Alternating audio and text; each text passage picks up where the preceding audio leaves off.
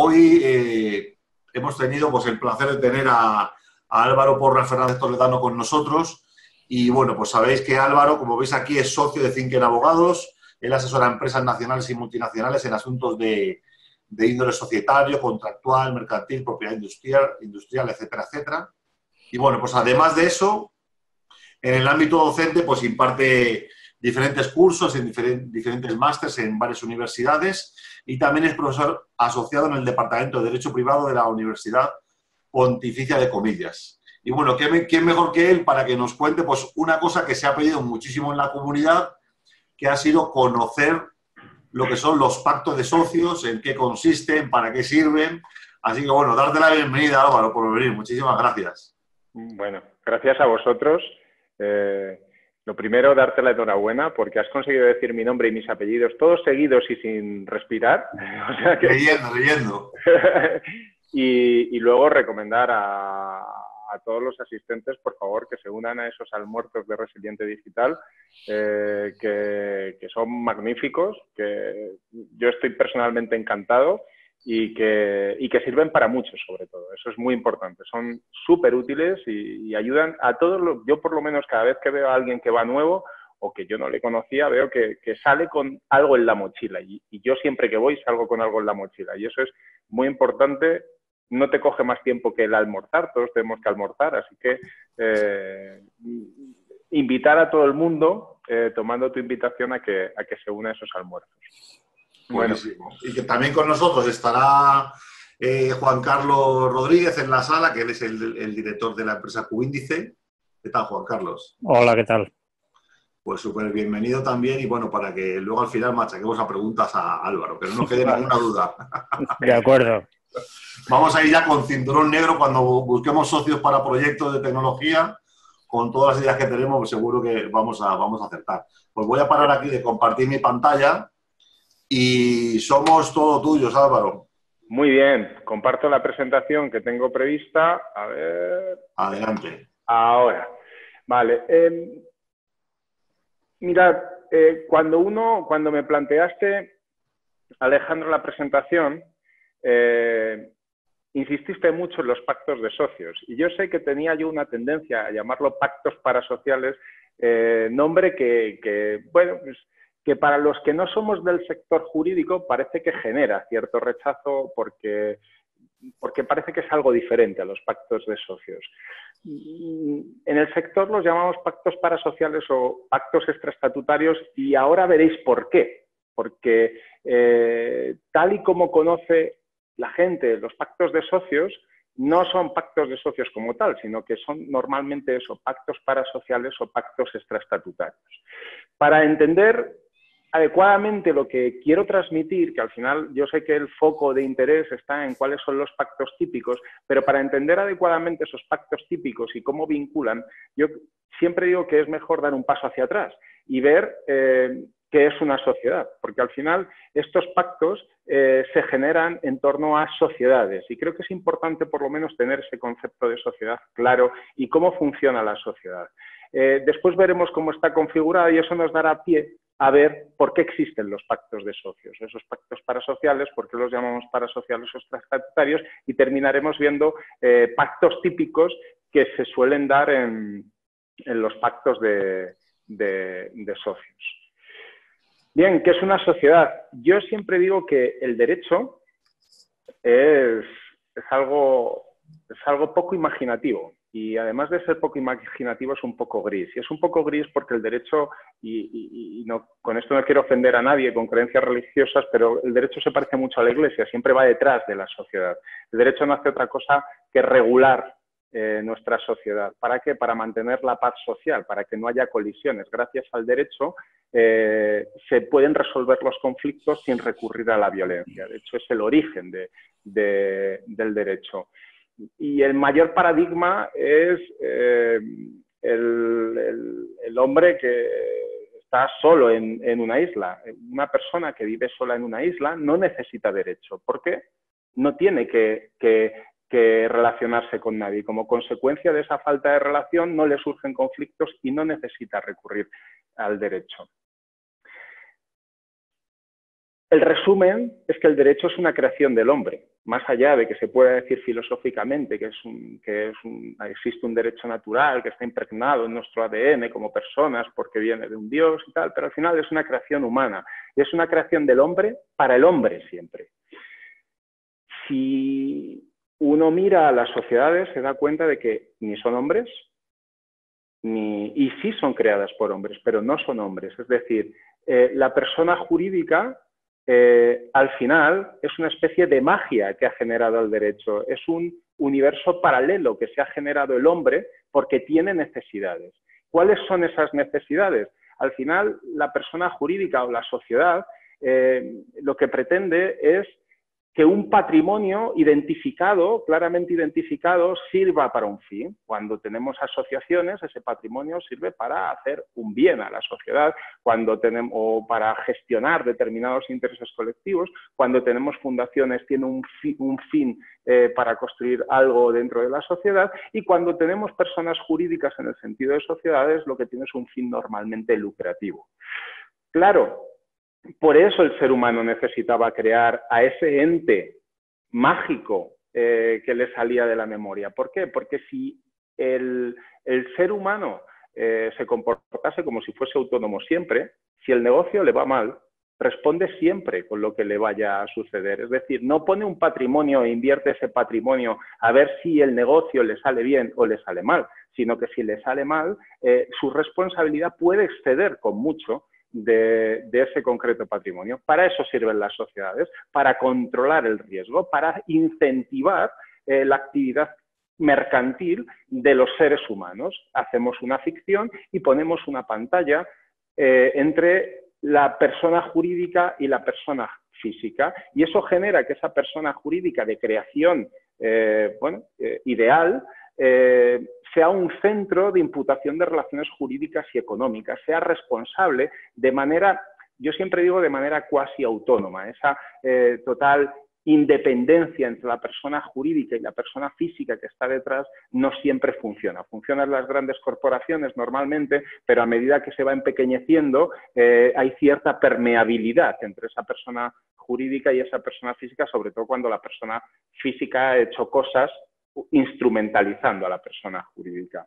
Y eso nos lleva a los vehículos que ha creado el derecho, que son las sociedades anónimas y las sociedades limitadas, que serán los vehículos típicos que utilicen las personas que hoy están en el foro para desarrollar su actividad. Si uno opta por una sociedad limitada, pues está utilizando un vehículo más cerrado, más familiar, más ligero de equipaje normalmente, tanto económico como jurídico como administrativo, y cuando uno aspira a una sociedad anónima, bueno, pues su objetivo es mucho mayor normalmente y las obligaciones que lleva aparejado el desempeño de una actividad comercial a través de una sociedad anónima también van a ser mucho mayores. Las exigencias son siempre mayores y evidentemente los niveles de requisitos formales también van a ser muy superiores. ¿Cómo están reguladas o configuradas estas sociedades? Pues por eso os decía que un pacto de socios como tal, para referirse a aquello de lo que íbamos a hablar, no era un término adecuado. ¿Por qué? Porque el primer gran pacto que hay entre los socios es el de la generación de esa sociedad.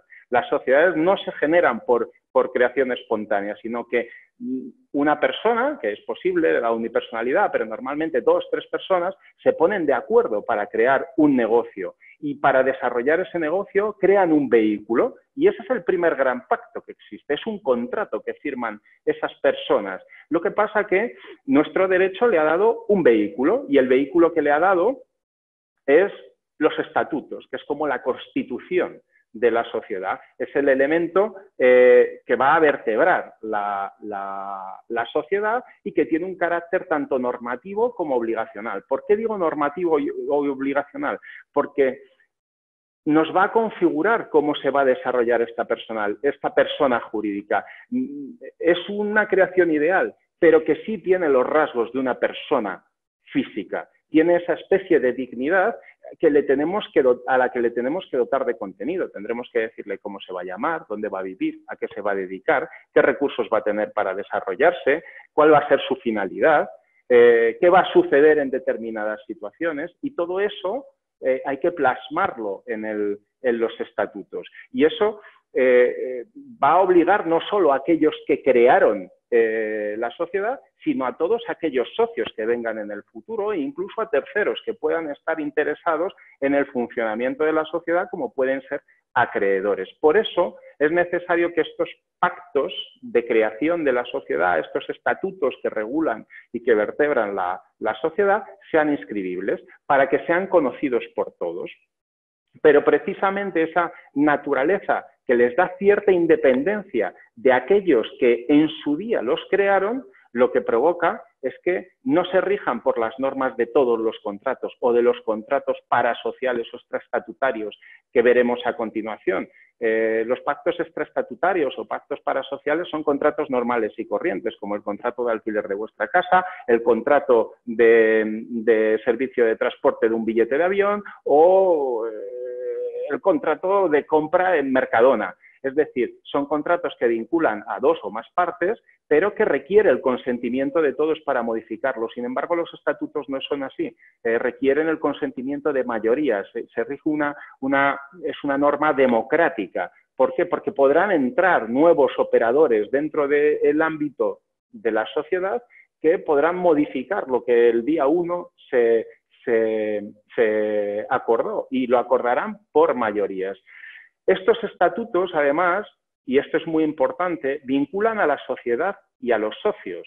Eso significa que la sociedad aplicará su norma y se comportará conforme a esos estatutos, y sus socios tendrán que comportarse con la sociedad de acuerdo con esos estatutos. Y eso nos lleva a que desubjetivizamos ese contrato, que son los estatutos, y le damos una interpretación normalmente, salvo excepciones, una interpretación objetiva. Es decir, a la hora de saber qué quería decir determinada cláusula de los estatutos, haremos una interpretación no basado en qué quisieron decir los socios fundadores, sino en qué dice realmente esa cláusula estatutaria. Y eso es muy importante a la hora de conocer por qué queremos posteriormente pactos extraestatutarios. No es relevante, ya os he dicho que estos estatutos, como vertebran a la sociedad, tienen un contenido mínimo. El contenido mínimo que se le da a cualquier persona: el nombre, a qué se va a dedicar, cuál va a ser su personalidad, dónde va a vivir, qué recursos va a tener, cómo se va a gestionar. Pero lo importante es que sepáis que hay una ley que dice qué tiene que contener mínimo los estatutos. ¿Eso significa que es lo único que pueden contener los estatutos? No. La Ley de Sociedades de Capital permite incluir cualquier tipo de acuerdo que consideren adecuado los socios fundadores o los socios presentes en un momento posterior.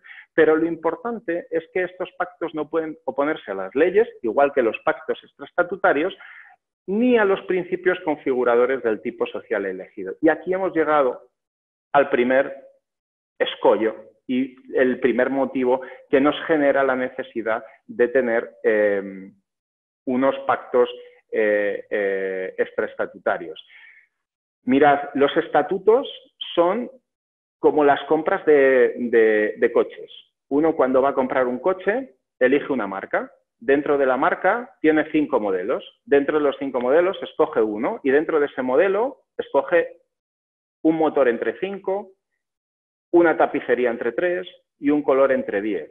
Es decir, lo que tiene es un vehículo estándar dentro de una amplia variedad, pero es un estándar creado por la ley. ¿Por qué? Porque quiere seguridad jurídica. ¿Por qué? Porque van a vincular en el futuro a personas que puedan llegar a incorporarse a esa vida social, que no pueden estar dependientes de cómo se interpretará una cosa porque qué quiso decir fulano en aquel día, sino que creamos estándares más o menos flexibles, pero en definitiva estándares que deben cumplirse en los estatutos. Y si no, el registrador no nos va a inscribir el acuerdo estatutario. Por lo tanto, decae la validez del acuerdo y nos quedamos con un pacto que muy bien está ahí, pero que no sabemos muy bien cómo ejecutar. Precisamente ese es el gran defecto de los estatutos, que nos dan cierta rigidez para regular unas relaciones a futuro. Y de ahí el porqué de los pactos para socios. Los pactos para socios nos liberan de ese corsé porque nos van a dar un acuerdo a medida de nuestras necesidades. De hecho, no solo sirven para modificar, o sea, para completar lo que dicen los estatutos, sino que también lo concretan o incluso pueden modificar lo que dicen los estatutos. Hay en determinadas situaciones en las que los estatutos dicen una cosa y los pactos extraestatutarios pueden decir otra. De hecho, nuestro foro es un foro de emprendedores, pero el origen de los pactos extraestatutarios no está en los emprendedores. El origen está en las grandes corporaciones, en los sindicatos de voto. Cuando empiezan los pactos extraestatutarios, la gran preocupación era que núcleos de grandes accionistas de empresas uniesen sus fuerzas y se alineasen para votar en determinados asuntos de la misma manera para conseguir determinado control social.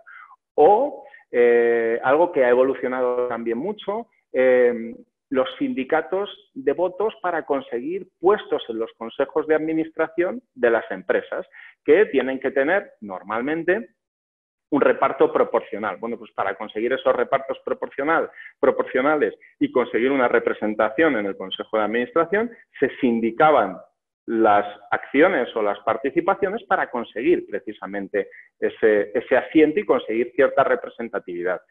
Hoy en día esto ha evolucionado una barbaridad y tenemos desde los pactos parasociales, esos pactos extraestatutarios que más habréis escuchado, que son las famosas rondas de financiación, que no es otra cosa que un aumento de capital condicionado a estos pactos extraestatutarios, hasta situaciones en las que los socios llegan a pactos extraestatutarios comerciales o bien para desarrollar una concreta línea de negocio de la sociedad, pero a través de estos pactos de socios, o situaciones en las que tenemos a alguien interesado en una tecnología, a una empresa que ha desarrollado la tecnología pero en una situación embrionaria y deciden constituir una sociedad entre los dos en la que uno aporta capital, otro aporta tecnología y, evidentemente, cómo se van a relacionar esas dos empresas con la tercera va a tener una incidencia relevante. ¿Y cómo vamos a conseguir esa vinculación? Normalmente a través de pactos extraestatutarios,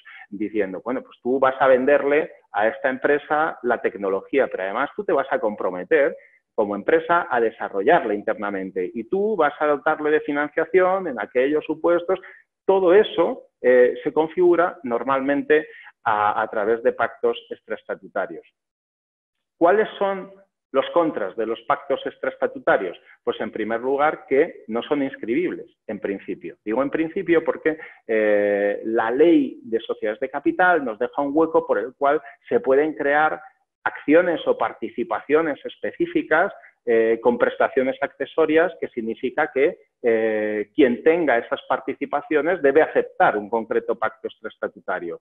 También son inscribibles, que os sonarán, que son pactos extraestatutarios también, los protocolos familiares. Los protocolos familiares llevan decenios aplicándose en España. Esos protocolos familiares, precisamente, en determinadas situaciones, tienen obligación por parte de la CNMV, la obligación de ser publicados para que todo el mundo los conozca, sobre todo en aquellas situaciones en las que afectan a la vida societaria y condicionan determinadas conductas de la sociedad a futuro. A diferencia de los estatutos, como hemos visto antes, estos pactos no son modificables por la mayoría. Todo el mundo tiene que estar de acuerdo. Por lo tanto, consolida mucho la decisión que se adoptó en su momento. Y su interpretación siempre va a ser subjetiva, va a ser como un contrato normal. ¿Qué quisieron los firmantes decir cuando firmaron ese contrato? Esa cláusula que venía justificada por algo, no venía justificada por algo, y en función de esos factores va a condicionar el modo en el que se va a ejecutar. Uno de los peros que tienen los pactos extraestatutarios es precisamente su oponibilidad. Si esto es como un contrato normal, porque es como un contrato normal que firmamos nosotros. Claro, el problema es que cuando el contrato lo firman cinco socios, ¿cómo vamos a hacer que el pacto sea ejecutado por la sociedad? Porque la sociedad tiene personalidad independiente y, por lo tanto, en principio no estaría vinculada por ese acuerdo. Bueno, la doctrina, afortunadamente, ha ido superando estas barreras. Opción A, haciendo firmar a la propia sociedad su vinculación a ese concreto pacto.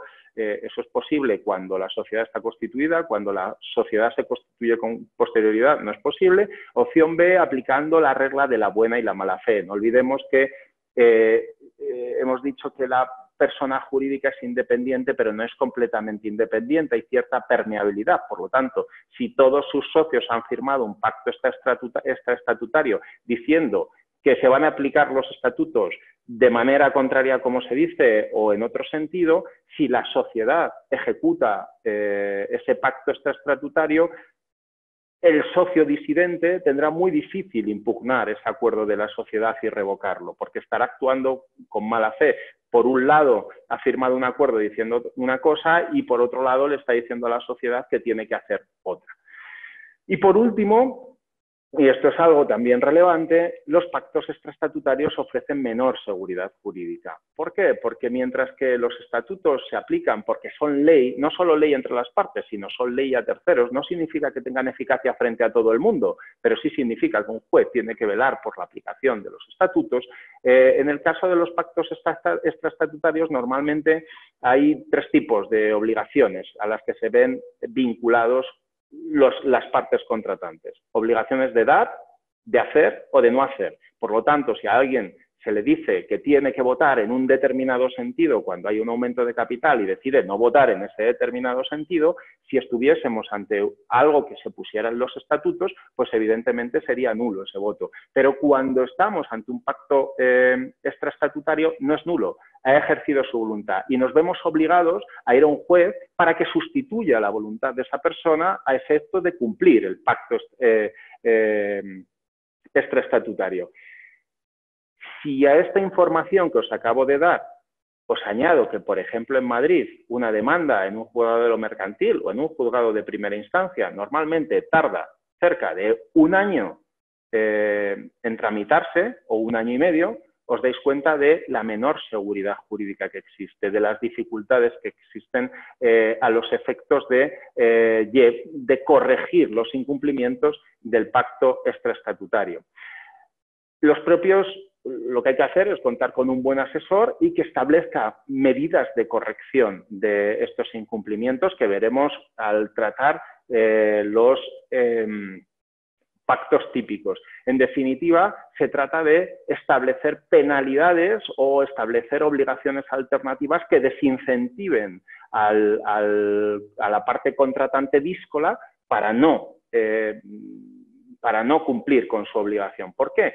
Porque no es que en el futuro vaya a venir un juez y le vaya a sustituir la voluntad o le vaya a obligar a dar algo, sino que es que puede perder mucho más. Por el camino, cuando venga el juez, podrá perder mucho más. Por lo tanto, sí es verdad que tienen menor seguridad jurídica, pero bueno, bien hechos, existen mecanismos de desincentivación de esta condición de socio díscolo. Y ahora vamos a la parte que todo el mundo estaba esperando, que son los pactos típicos en startups. Los ejemplos, ¿no? Claro. Yo me he querido centrar sobre todo en aquellos que he entendido que son más de interés de las personas que estaban hoy en la audiencia, que son básicamente las rondas de financiación, que es lo que todo el mundo quiere en el sector de los startups. Por lo tanto, lo que he hecho es dividirlos normalmente en cuatro patas. Los he vertebrado en cuatro clasificaciones. Uno, pactos que afectan al gobierno y al funcionamiento de la sociedad. Dos, pactos que afectan a la libre transmisibilidad de las participaciones sociales. Tres, garantías que se ven obligadas a proporcionar en estos periodos de rondas de financiación. Y por último, los mecanismos que intentan corregir la falta de cumplimiento de los pactos parasociales. Evidentemente, todos estos pactos están configurados en favor de aquel que va a invertir su dinero en la sociedad. No olvidemos que lo que se está haciendo es proporcionar una financiación de alto riesgo, y la consecuencia de que se esté proporcionando una financiación de alto riesgo es que quien está metiendo su dinero en la sociedad quiere la seguridad de que o bien lo va a recuperar, o bien si lo pierde, se ha perdido pues porque se tenía que perder o porque ha adoptado una mala decisión, pero no porque nadie se lo malogre. Por lo tanto, son pactos que cercenan muchas veces la libertad del emprendedor, pero yo entiendo que lo cercenan. Si uno se pone en sus zapatos con cierta lógica, entiende por qué se está cercenando. En otros supuestos, lo que hacen es intentar alterar el régimen establecido en la Ley de Sociedades de Capital, pero obviamente en todos los casos lo que intentan es que estos pactos se apliquen y por lo tanto normalmente se hacen coetáneamente con una modificación de estatutos sociales, intentando incluir la mayoría de los pactos del pacto parasocial en los estatutos. ¿Qué suele suceder? ¿Para qué se hacen entonces estos pactos parasociales? ¿Por qué no se hace una modificación estatutaria directamente? Para evitar lo que os decía anteriormente, que un registrador tiquismiquis diga que ese pacto no es inscribible, lo tire para atrás y con el dinero ya metido en la sociedad se encuentre el inversor que no tiene ningún vínculo o ninguna manera de forzar al resto de socios a comportarse como él considera que se tienen que comportar. Por lo tanto, normalmente van en paralelo. El pacto parasocial en estas situaciones lo que pretende es incluirse en su mayoría en los estatutos para ver cuántas cláusulas es capaz de colarle al registrador y para que en caso de que no se lo inscriba tenga el respaldo de un acuerdo escrito entre las partes que les va a vincular y que va a condicionar su comportamiento a futuro.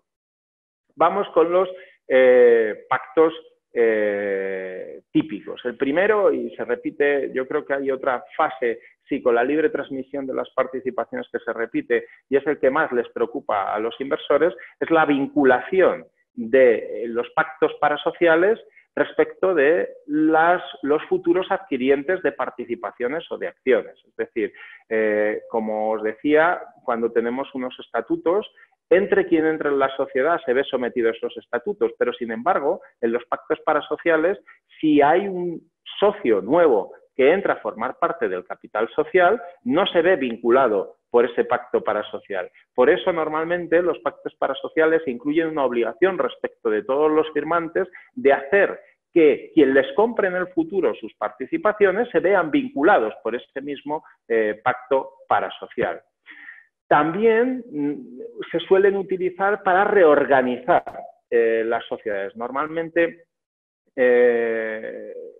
las sociedades que yo he visto de creación, bueno, pues de reciente creación, no cuentan con muchos recursos y no cuentan con un gran asesoramiento cuando las crean. ¿Qué hacen? Se meten en Google, buscan unos estatutos, los estatutos se los imprimen, le ponen su nombre y van al registro, van al notario y después al registro con ellos. Evidentemente, son estatutos inscribibles, pero son estatutos muy básicos, son estatutos muy romos, que no establecen flexibilidad muchas veces para el devenir de nuestra sociedad actual.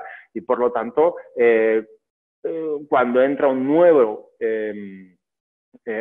inversor de estas características, lo que quiere es mucho dinamismo. No quiere comunicaciones por burofax o por correo certificado o comunicaciones notariales o publicaciones en diarios o cosas de esas que le obligan a estar muy pendiente de cuándo se le está llamando una reunión. Lo que quiere es flexibilidad, comunicaciones ágiles, que se puedan mantener reuniones por videoconferencias, que es muy poco habitual, y que las notificaciones sean muy personalizadas.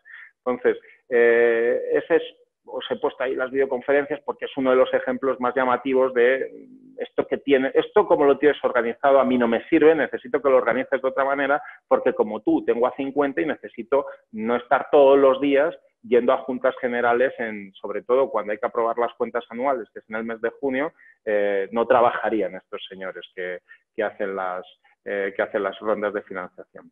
En segundo lugar, y este sí que es importante, establecen normalmente mayorías reforzadas. La ley de sociedades de capital establece un sistema de mayoría simple y un sistema de mayorías reforzadas opcional cuando lo acuerdan los socios. Pero el que quiera hacer la inversión tiene cierta aversión a que se adopten decisiones sin su parecer. Como normalmente entra y no entra con la mayoría del capital social, tendría todas las de perder. ¿Qué hacen? Crean con su entrada, crean un nuevo tipo de acciones o de participaciones con unos derechos privilegiados. Derechos privilegiados que básicamente lo que hacen es, en aquellas decisiones que son más relevantes, como las modificaciones de estatutos, la suscripción de nuevos pactos extraestatutarios, la transmisión de determinados bienes valiosos, como una patente, como el know-how o como incluso la marca, cambios de identidad, estas decisiones que son de entidad no se pueden adoptar sin su voto favorable. Y es lo que hacen, condicionar con estas mayorías reforzadas o condicionantes que se puedan adoptar decisiones que afecten al valor de la sociedad y a su desarrollo tal y como ellos lo tienen proyectado, sometiéndolo a su voluntad. También suelen modificar los órganos de administración. Normalmente el órgano de administración de una sociedad pequeñita está dirigido por un administrador, normalmente un administrador único. Y estos señores lo que quieren es sentarse a la mesa a tomar decisiones. Por lo tanto, lo suelen cambiar por consejos de administración. ¿Qué sucede? Que los consejos de administración se eligen en función del poder que se tiene en la sociedad. Por lo tanto, un inversor que entra con poco poder, pero lo que quiere es mucho poder en el consejo de administración. Y suelen alterar esa obligación de nombramientos por cuotas proporcionales, estableciendo que en el consejo de administración esté una mayoría de personas designadas por ellos. También suele ser muy típico la obligación en el pacto extraestatutario, evidentemente, de que el secretario, que al final es un asesor jurídico de la sociedad, sea una persona de su confianza, sea un abogado de su confianza que pueda hacer seguimiento y que pueda ver aquellos riesgos en los que se están incluyendo. Otra de las figuras muy interesantes son los observadores. Muchas veces exigen que haya observadores de los propios inversores en los consejos de administración para que tomen decisiones, asesoren y, sobre todo, faciliten información al inversor puntual de cómo se está desarrollando todo y si ellos consideran que se está desarrollando adecuadamente o no. ¿Dónde está el riesgo? En que fijaos la cantidad de personas que os acabo de mencionar y todo eso tiene un coste. Cuando uno tiene una startup, quizá no puede impedir que el inversor nombre a más personas que en el consejo de administración, pero sí puede pedirle que se contengan los gastos, que si él quiere que los consejeros, por ejemplo, tengan su cargo gratuito y que los observadores pues que lo paguen ellos, ya que les va a prestar un servicio a ellos, que lo paguen ellos, y que el secretario pues o que lo elijo yo o lo pagas tú. Al final, la parte negocial interesante está más en los costes que en el nombramiento de uno más o uno menos, porque al final ni al inversor le va la vida en eso, ni al emprendedor tampoco le va la vida en eso. Entre otros motivos, porque aquí también, en el seno del Consejo de Administración, también se establecen criterios de mayoría reforzadas. Es decir, decisiones clave del Consejo de Administración normalmente requieren el voto favorable de aquellos que han sido designados por el inversor. Yo no sé cómo voy de tiempo, ¿cuánto me queda más o menos? Pues va bien, son 1:15 para tener un ratito para preguntas también. Vale, 1/4 de hora me queda más o menos, ¿no? Sí, 10 minutos para luego dejar alguna de preguntas. Voy rápido. Vale. Otra de las partes interesantes de los pactos parasociales es la protección, o más que protección, la delimitación de qué van a poder hacer los socios clave. No olvidemos que un emprendedor, una sociedad de emprendedores al final se ha creado sobre la base de personas que tienen talento. Por eso están haciendo la inversión, no nos olvidemos. Y estos señores lo que quieren es ganar más dinero, no quieren hundir a la empresa.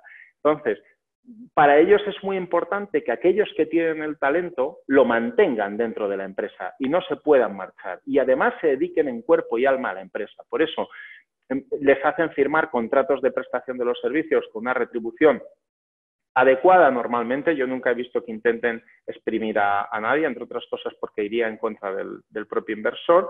Y lo que es más importante, ese contrato de prestación de servicios le obligan a prestarlo de exclusiva y le obligan a una permanencia mínima dentro de la sociedad. ¿Qué sucede? Que si uno firma un contrato de prestación de servicios en exclusiva y con un mínimo de permanencia, le valdría con, llegado un momento determinado, decir, pues no quiero seguir cumpliendo, me da igual, que venga otro, yo me siento aquí como socio y se acabó. Para eso, normalmente se establecen pactos de vesting o de lock-up. ¿Qué quiere decir esto?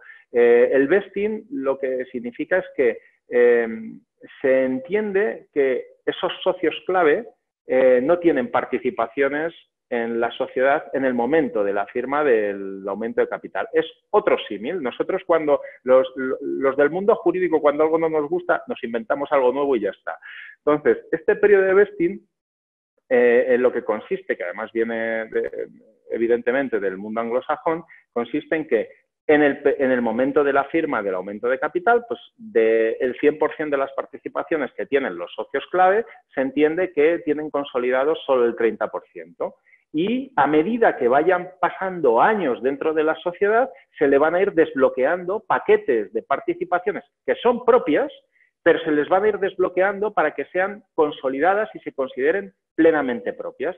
¿Qué sucede si este socio clave decide marcharse antes de tiempo, antes de que termine ese periodo de permanencia exclusiva? Pues se entenderá que las participaciones propias consolidadas tienen el valor de mercado que se considere, pero aquellas que no se hayan consolidado porque todavía no se ha cumplimentado ese periodo de permanencia, se venderán al valor nominal. Por lo tanto, le están estableciendo una penalización para incentivar esa permanencia dentro de la sociedad. Y luego está el periodo de lock-up, que es la prohibición absoluta. O sea, nos vamos directamente al final. En el supuesto en el que no se cumpla ese pacto de permanencia, evidentemente no puede vender sus participaciones y si lo intenta, lo que se hace es vender todo el bloque de participaciones a un valor nominal. Dentro de estas obligaciones también están las obligaciones de no competencia, que son amplísimas. Tenemos actividades de no competencia respecto de la propia actividad profesional del socio, pero también respecto de los trabajadores. No puede hacerles ofertas para llevárselo a otros lados, de clientes, de proveedores claves. Y, por último, una de las más importantes, aunque cada vez más es menos frecuente, es la cesión de activos intangibles por parte de estos socios clave. Antiguamente era una práctica muy común que los activos de propiedad industrial y propiedad intelectual reposasen dentro del patrimonio de los socios. Y la actividad únicamente se desarrollaba por la sociedad, de tal manera que la persona física licenciaba la tecnología o el nombre o lo que fuese a la persona jurídica. Eso con el paso de los años ha cambiado y normalmente esa tecnología está ya dentro desde el minuto 1 de la sociedad.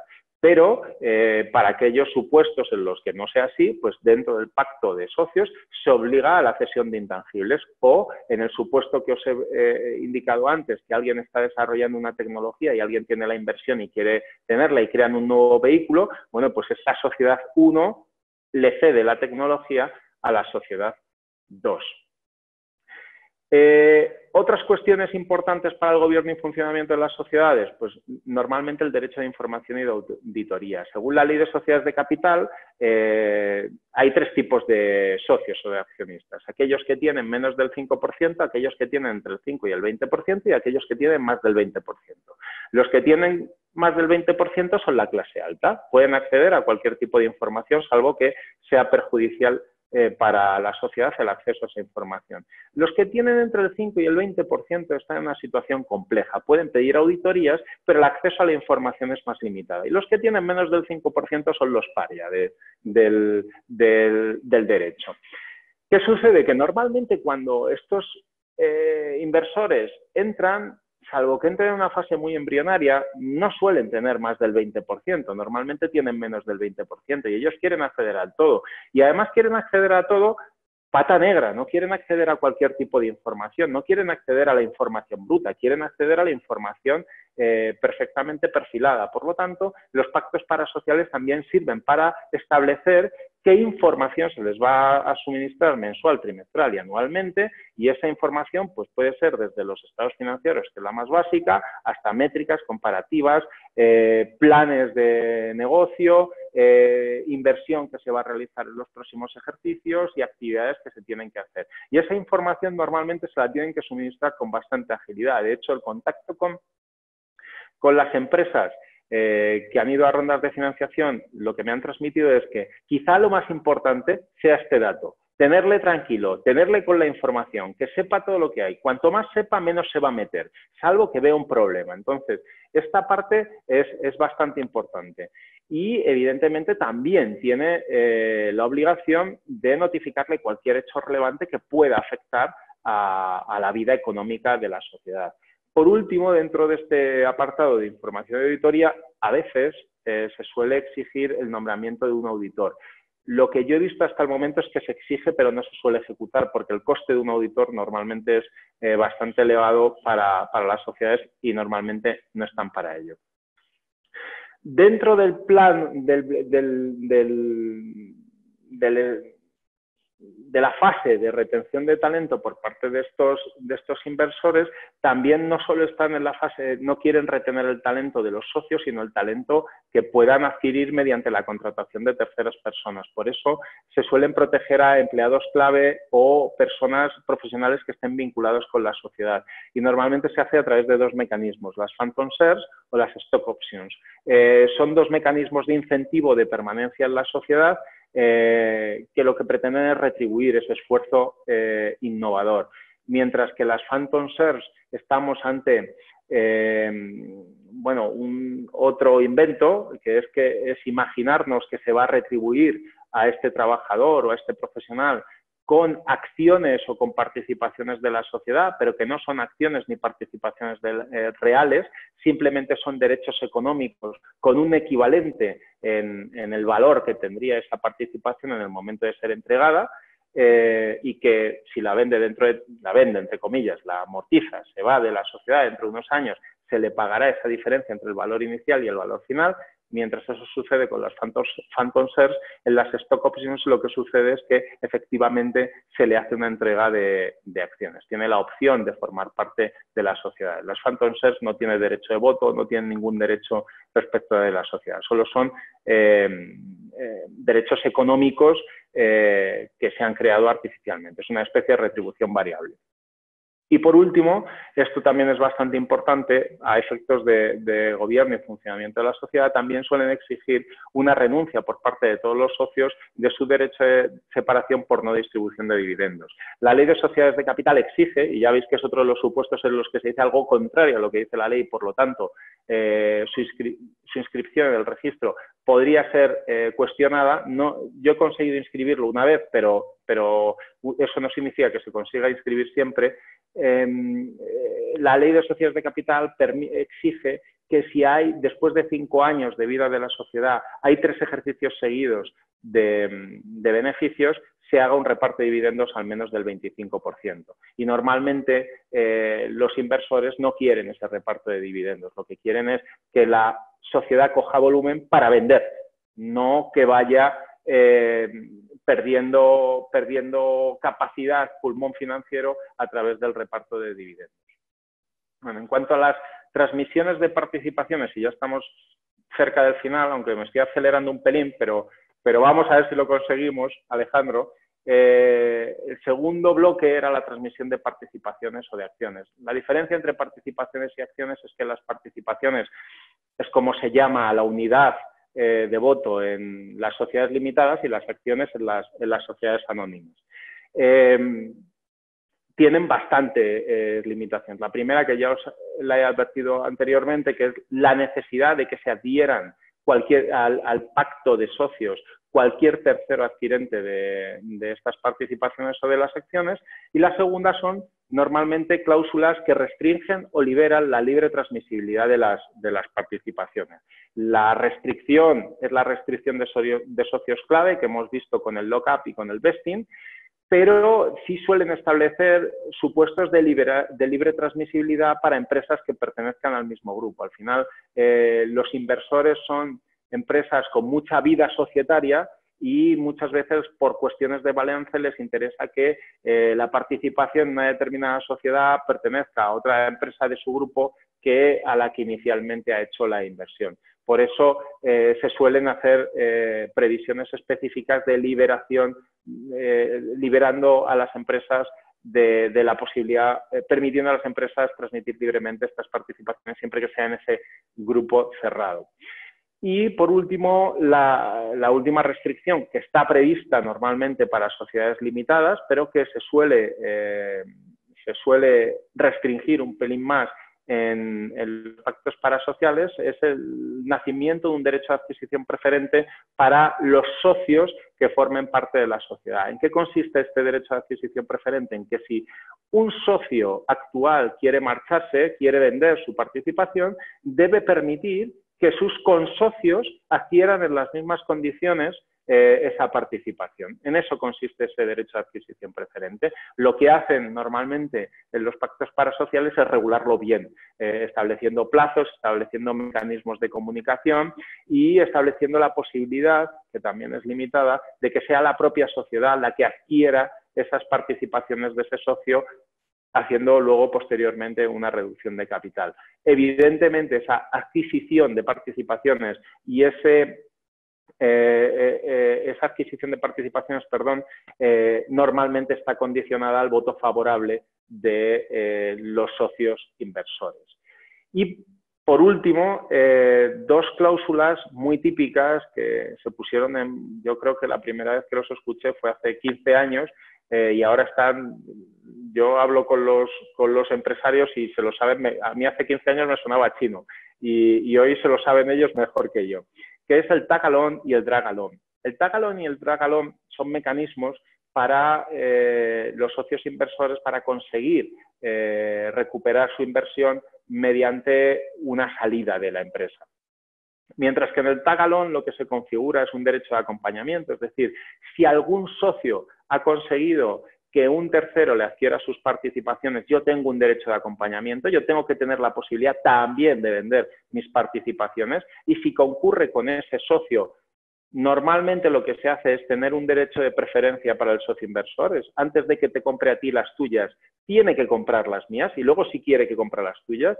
Y luego, si la negociación ha sido más o menos equilibrada, lo que se hace es repartirlo proporcionalmente. Es decir, si yo me sumo a esa eventual venta y el comprador no quiere, ponte que tú tienes 30 y yo tengo 30 y en realidad no quiere 60, quiere 40, lo que hacemos es redistribuírnosla proporcionalmente para que los dos consigamos vender el mismo número de participaciones. Y el drag-along es el supuesto opuesto.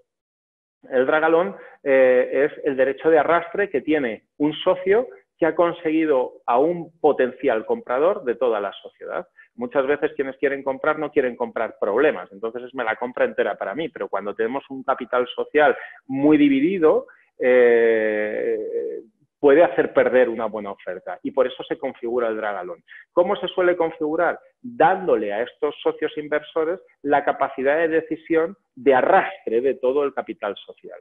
¿Y dónde está el riesgo del drag-along? Que es, por eso hay que configurarlo muy bien, en que estos socios inversores puedan hacer ventas entre comillas fraudulentas. No olvidemos que son sociedades que están muy bien relacionadas en el mercado y pueden tener una sociedad que a lo mejor vale 50, pero que por los motivos que sea, prefieren vendérsela a una empresa amiga o a quien sea por 25 y ya recomprarán ellos por otro lado. Para evitar esto, lo que hay que hacer es evitar que el derecho de arrastre pese solo sobre los socios inversores. Hay que poner un contrapunto en que debe tener el consentimiento, además de alguien de quien nos fiemos y de que sepa que la venta es positiva para todas las partes y que nadie se nos pueda enquistar en esa venta de manera artificial.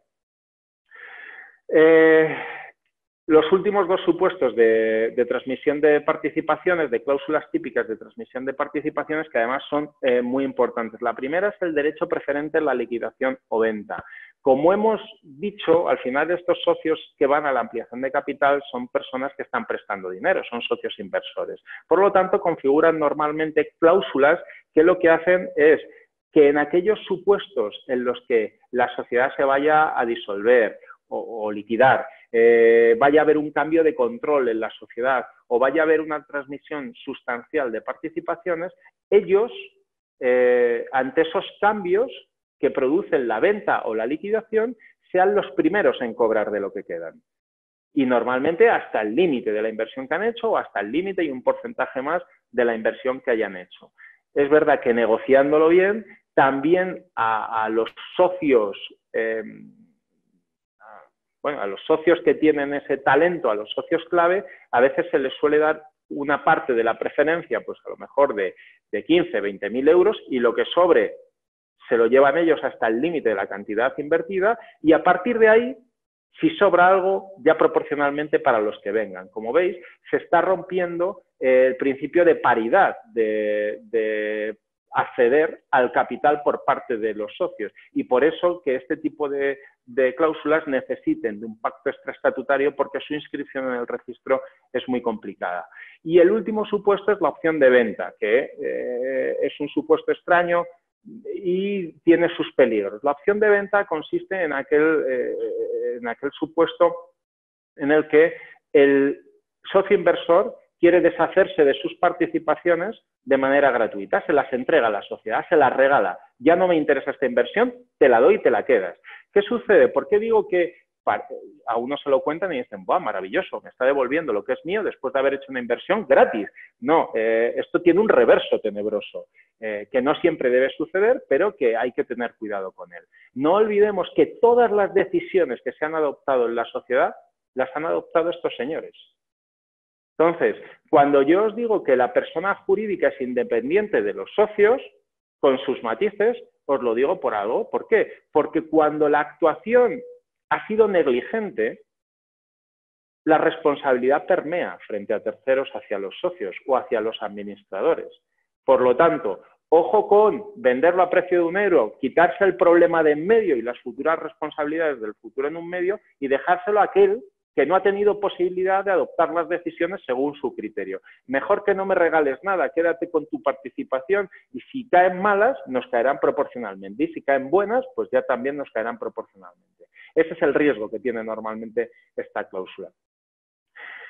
Tercer bloque y penúltimo, y esto ya es breve, ya termino, Alejandro, de este tipo de cláusulas, las garantías. Las garantías son importantísimas. No hay ampliación de capital, no hay ronda de financiación sin una due diligence que analice cómo está la sociedad, tanto económica como jurídicamente. Y eso nos lleva a que, como normalmente esas due diligence se hacen sobre la base de información suministrada por la sociedad, el contrato incluye unas garantías, que la sociedad o que los socios garantizan que toda esa información que se les ha proporcionado es la información adecuada, la información fiel y la información real.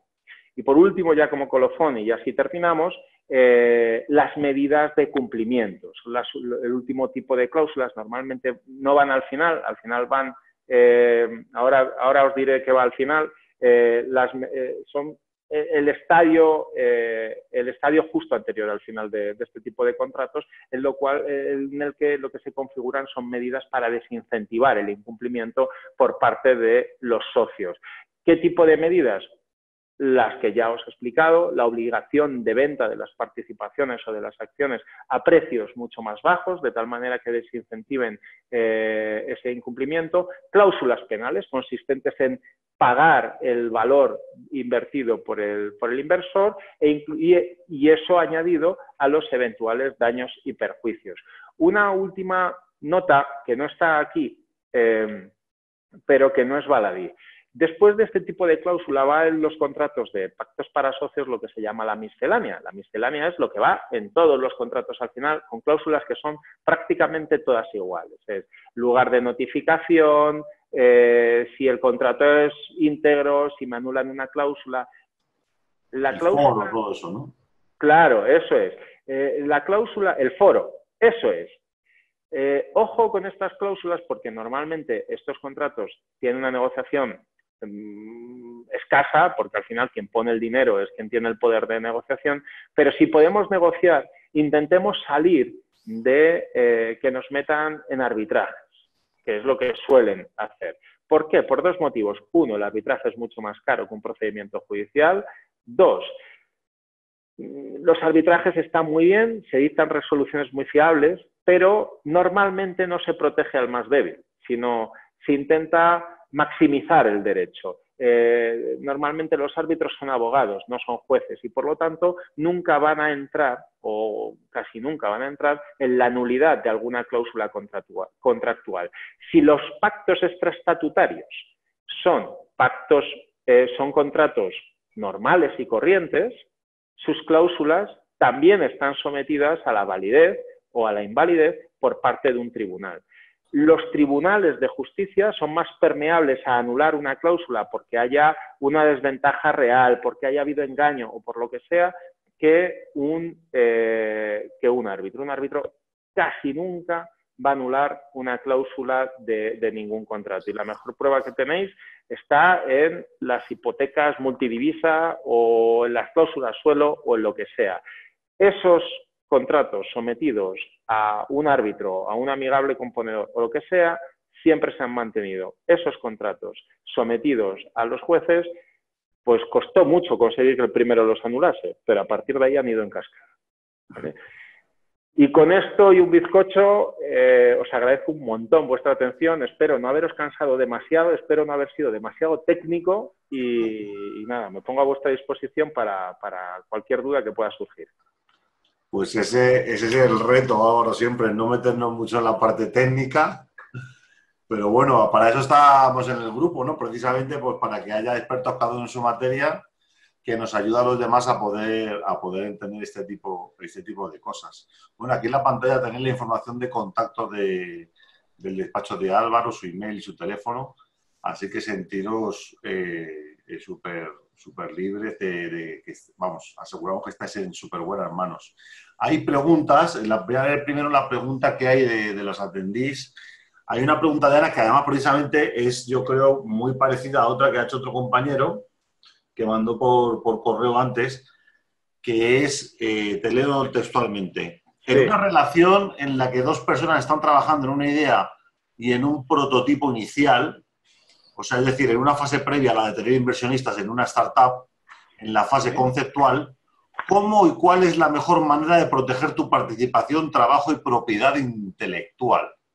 Y esto es un hecho que, para complementar lo que dice Ana, que hay mucha situación que es previa a la firma de los estatutos. Directamente gente que se conoce, se pone a trabajar, ya tiene otro modus vivendi y todavía no ha montado la sociedad porque sabe que montar la sociedad es tomar decisiones, empezar a gastar dinero. El autónomo societario ya son solamente 400 euros, más escritura, más tal. Y gente que ha empezado a trabajar, a lo mejor lleva 6 meses, un año o incluso más. Bien, esto va a depender de qué estén creando. No es lo mismo desarrollar un software que desarrollar algo de base tecnológica en el sentido de que tenga un efecto técnico. Normalmente va a depender del grado de participación de cada uno. Lo lógico es hacer un contrato en el cual se va a delimitar qué va a hacer cada uno y, por lo tanto, cuál va a ser la cuota de participación. Es lo que se llama una comunidad, que es otro tipo de sociedad. Lo que pasa es que esta sociedad se crea simplemente para la tenencia y el aprovechamiento. ¿vale? No para la explotación. La ley ya nos dice qué va a suceder en estos supuestos. Si no sabemos distinguir qué parte es de quién, es al 50%. Si sabemos distinguir qué parte es de quién, tendremos que ver si estamos ante una obra de propiedad intelectual y qué tipo de obra de propiedad intelectual es, si es una obra en colaboración, si es una obra colectiva, normalmente será en colaboración, si esas partes son perfectamente identificables o no son identificables, y en función de esa realidad se regirán las normas de la comunidad. En materia de patentes sucederá exactamente lo mismo. Lo que pasa es que se presume que si no se dice nada es todo al 50%.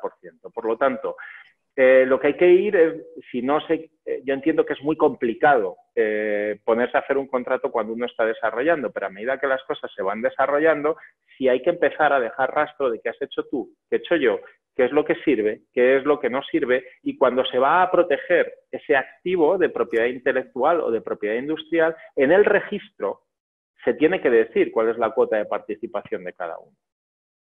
¿Vale? Entonces, yo lo que aconsejo siempre, en el inicio de toda sociedad, ya sea una sociedad persona jurídica, ya sea una sociedad como esta, que estamos diciendo que es una sociedad irregular, que nos hemos conocido y nos hemos puesto a trabajar, siempre hay un gran pacto, que es el de la honestidad y la transparencia. Y hay que dejar claras cuáles son las bases de esa relación de trabajo. Sobre esas bases podremos llegar a algún sitio, si no, conflicto al canto y mucho dinero de por medio. Y bueno, cosas curiosísimas para que os hagáis cuenta, para que os deis cuenta de lo que pasa en el mundo tecnológico. No voy a decir los datos, pero el otro día estuvimos en una conferencia de un asesor fiscal y contable, y él comentó una anécdota que creo que era en Córdoba o en Sevilla, se llegaron a juntar hasta 30 socios en una nave a programar, a crear un super prototipo o un desarrollo de software durante un par de años, y los tipos estaban ya hasta sacando productos al mercado y no habían todavía creado una sociedad. Había como un pacto de caballeros entre los 30. Sin embargo, el asesor les comentó que esto podría traer graves problemas porque en el momento que tú no estás en una sociedad, puede ser que los competidores te denuncien por ser competencia desleal, porque no estás, digamos, cayendo en los gastos que tiene de mantenimiento una empresa, ¿no? Podría ser, sí, señor. Interesante. Señor. Otro punto que han comentado aquí, una pregunta es, has hablado de la información y que no todo el mundo tiene el mismo nivel de información, según sea su participación. ¿Un nuevo inversor puede pedir todos los pactos parasociales existentes? Es lo lógico, porque si no, no entra. Porque eso va a condicionar su manera de funcionar dentro de la sociedad y va a condicionar cómo se van a comportar el resto de socios. No olvidemos que si tú acuerdas conmigo una cosa y acuerdas con un tercero una cosa completamente diferente, te ves obligado a incumplir, pero dile al juez cuál de los dos pactos tiene que cumplir. Yeah. Por eso es necesario, o sea, lo que quieren los inversores es no tener problemas, no quieren jueces, nadie quiere jueces. Entonces, para eso lo que quieren es tener toda la información para adoptar las decisiones. Y eso en el fondo tampoco le viene mal al emprendedor, porque usted no me podrá decir que no sabía dónde se metía. Yo le di todo lo que había y usted llegó a pactos sobre la base de información clara y transparente. Vale. Otra pregunta que mandaron, esta es la última, hablando sobre cuando se quiere cerrar una empresa, hay situaciones en que hay un socio que de pronto no quiere continuar con el proyecto porque no ve la viabilidad, sin embargo, otros o más socios pueden tener una conexión emocional con el proyecto. ¿Cómo ves que es la mejor solución para este problema? La mejor solución de todas es llegar a un acuerdo. Y digo, ¿por qué llegar a un acuerdo? Va a depender de lo que haga la sociedad, si está incursa en causa de disolución y, por lo tanto, liquidación o no. Una vez esté incursa en causa de disolución o liquidación, si el proyecto está metido dentro de la sociedad, se tiene que repartir entre los socios. Y entonces le va a corresponder a cada uno una parte del proyecto. Como normalmente son indivisibles, si alguien quiere continuar con el proyecto tendrá que compensar económicamente. Pero llegamos al problema final. ¿Cuánto vale eso que queda ahí? Entonces,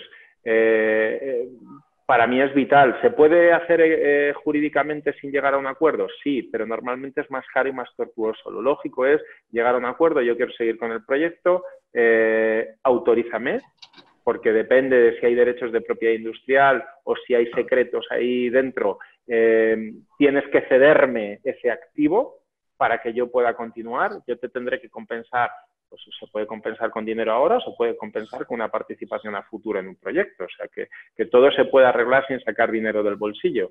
Pero sí es necesario llegar a un acuerdo. Si no, empiezan los conflictos sobre si se tiene que disolver y liquidar la sociedad o no. Si hay mayoría de gente que no quiere disolver y liquidar, pues va a tener el socio disidente va a tener mayores dificultades. Pero si hay mayoría de gente que quiere disolver o liquidar, ese proyecto va a terminar muriendo y hay que ver si hay derechos o no y si esos derechos pueden ser apropiados por ese que quiere continuar con el proyecto o no. Ok. Muy bien, pues muchísimas gracias. Juan Carlos, ¿alguna pregunta por ahí? ¿Algún comentario? No, bueno, el único comentario es que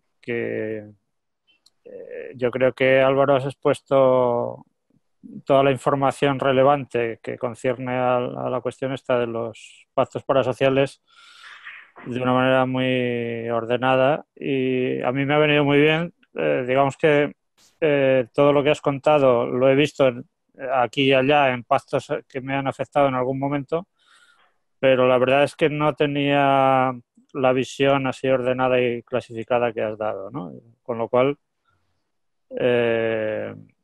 pues muy contento de haberte escuchado. Y por si sirve de resumen para los que quizás, alguno que quizás no haya estado expuesto a estas cuestiones, yo creo que desde un punto de vista de lo sustantivo, no necesariamente lo jurídico, que eso ya lo has explicado tú muy bien, yo creo que los inversores protegen fundamentalmente dos cosas. ¿Y las protegen de qué? Del riesgo que tú has puesto en evidencia, ¿no? Las dos cosas que protegen son el capital que han invertido y la liquidez, que es una cosa con frecuencia para ellos tan o más importante que el capital. Y para ello necesitan otras dos cosas, que es información y control de la gestión. Entonces yo creo que todos los pactos que tú has explicado cuelgan, digamos, de esas necesidades que son completamente lógicas y comprensibles de alguien que acepta un riesgo, ¿no? Sí, completamente de acuerdo, Juan Carlos. O sea, no puedo estar más de acuerdo. Es verdad que a veces la visión es como el conde Drácula, todo el mundo dice, ¿no? Es que es gente maldita y que intentas chuparnos la sangre. Y yo digo, sí, lo intentan. Pero es que han sido ellos los que te han metido la sangre. Sí, bueno, yo, para los que no me conocen, advierto que yo no soy un inversor. O sea, yo siempre estoy del otro lado. Pero entiendo que es muy lógico. Y ojalá hubiésemos tenido la posibilidad de encontrar inversores, los que somos ya más mayorcitos, cuando montamos nuestras empresas, ¿no? Yo monté mi empresa Coíndice hace 29 años ya, o 28 años. Y claro, todo había que hacerlo pues de una manera mucho menos profesional o dependiendo de los bancos, que en aquella época los tipos de interés eran altísimos. Yo llegaba a pagar intereses del 17%, y que o sea, hacía muy rígido el proceso de desarrollar una empresa. Yo ahora veo el comportamiento de los inversores casi como milagroso, ¿no? Y participo en alguna startup y yo veo que a los promotores no se les ocurre siquiera ni ir al banco. Yo creo que van al banco solo el día que abren la cuenta para fundar la sociedad y después ya no vuelven, ¿no? Efectivamente. Y la verdad es que eso es una liberación para los que hemos tenido que negociar préstamos, líneas de crédito y después cuando en los momentos de crisis aguantar las presiones de los bancos que se comportan como inversores mucho más despiadados que los inversores reales, ¿no? Totalmente. O sea que... Bueno, pero buena señal de que el dinero ahora parece que está barato, ¿no? Por eso Sí, pasa todo esto. como no da intereses, pues los inversores buscan fórmulas alternativas que al menos estén moviendo. Pues nada, muchísimas gracias a todos, muchísimas gracias a los asistentes. Yo creo que en un par de días o 3 estaremos publicando en el blog el resumen de la sesión de hoy, el vídeo. Y bueno, pues Álvaro, muchísimas gracias por la presentación de hoy. Ha sido un placer tenerte con nosotros y seguro que nos vemos muchas más veces. Y muchas gracias también. Eso es. Gracias por invitarme, de verdad. Y nada, evidentemente la presentación te la mandaré para que la puedas compartir con los asistentes. Claro que sí, aquí quedan todos fichados en la lista. Muy bien, pues muchas gracias a todos los atendidos, panelistas. Nos vemos en la próxima. Chao, chao. Gracias. Gracias. Chao, chao, chao, chao.